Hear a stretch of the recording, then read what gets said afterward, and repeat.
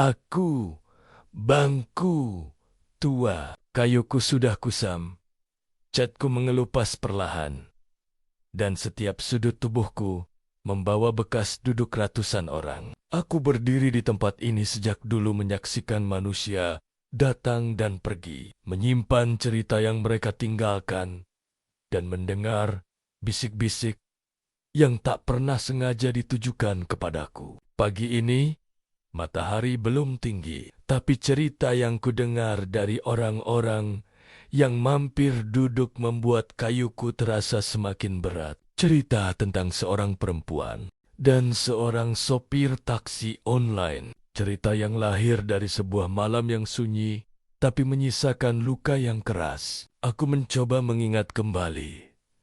Perlahan, sebagaimana manusia duduk tenang di atasku sambil bercerita tadi. Mereka bilang, kejadian itu berlangsung pada Sabtu dini hari. Waktu ketika sebagian orang masih bermimpi dan sebagian lain mulai menata harapan. Seorang perempuan muda, sebut saja GN, memesan taksi online dari Depok.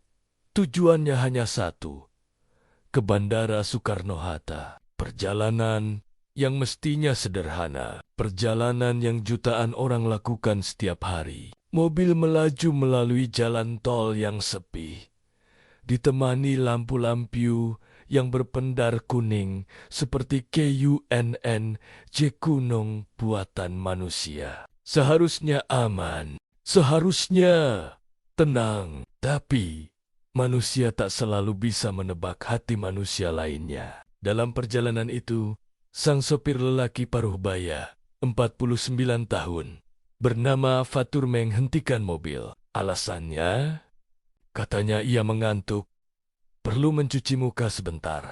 Di jam 3:30 itu, berhenti di pinggir tol, mungkin terdengar wajar. Tapi kadang, alasan yang tampak biasa bisa menjadi pintu menuju sesuatu yang lebih gelap. Orang-orang yang duduk di atasku bercerita bahwa setelah berhenti, sopir itu tidak kembali ke kursi kemudinya. Ia justru masuk melalui pintu penumpang. Dan dari sana, terjadilah perbuatan yang tak seharusnya dilakukan siapapun kepada siapapun. Perbuatan yang menghilangkan rasa aman, merampas ketenangan, dan meninggalkan luka yang tak terlihat. Aku, bangku tua, sering melihat manusia terluka. Tapi luka yang satu ini tidak terlihat oleh mata, namun membekas jauh lebih dalam.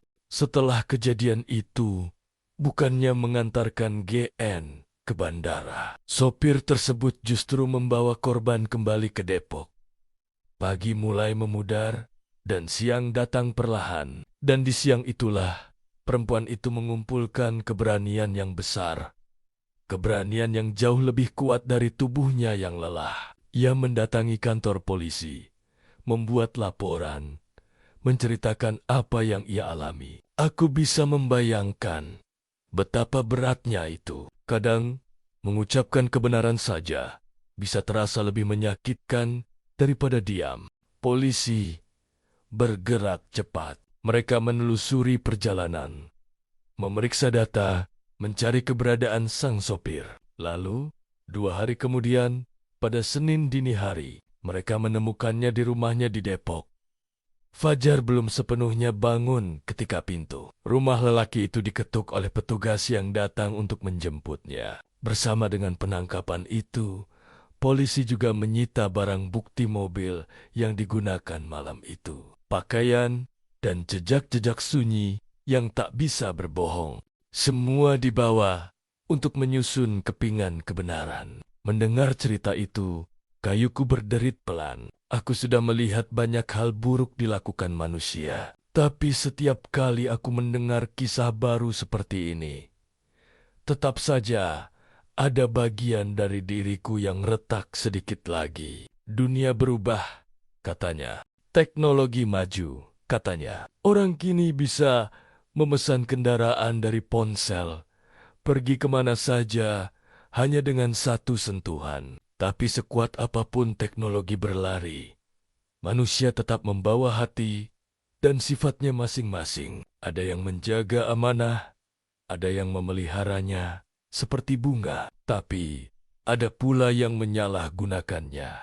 Aku, bangku tua, tidak bisa berbuat apa-apa. Aku hanya bisa mendengar, menjadi saksi bisu bagi manusia yang datang dengan keluh kesah, ketakutan, dan kisah yang kadang tak ingin mereka ulangi. Namun dari setiap cerita gelap, aku belajar sesuatu. Manusia tetap punya harapan. Ketika seseorang berani melapor, itu adalah tanda bahwa meski malam kelam, masih ada yang berani mengejar cahaya.